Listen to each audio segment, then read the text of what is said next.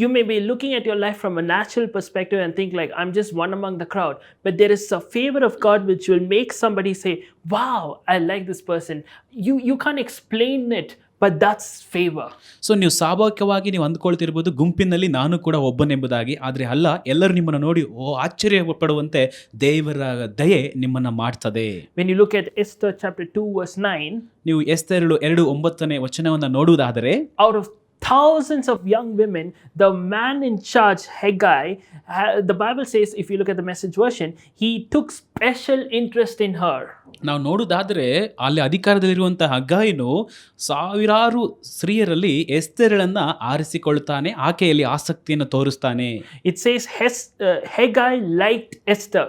ಅಲ್ಲಿ ನಾವು ನೋಡ್ತೇವೆ ಹೇಗಾಯನು ಎಸ್ತೇರಳಲ್ಲಿ ಆಸಕ್ತಿಯನ್ನು ತೋರಿಸ್ತಾನೆ ಎಂಬುದಾಗಿ. Another translation says that he was impressed with her. So ಇನ್ನೊಂದು ಭಾಷಾಂತರಗಳಲ್ಲಿ ನಾವು ನೋಡ್ತೇವೆ ಅವನು ಬಹಳ ಆಕೆಯನ್ನು ಇಷ್ಟಪಡುತ್ತಾನೆ ಎಂಬುದಾಗಿ. Another translation says that Esther found favor in his sight. ಇನ್ನೊಂದು ಭಾಷಾಂತರದಲ್ಲಿ ಹೆಗಾಯಿಗೆ ಎಸ್ತೇರಳ ಮೇಲೆ ದಯೆ ಹುಟ್ಟಿತು ಎಂಬುದಾಗಿ ನಾವು ನೋಡ್ತೇವೆ.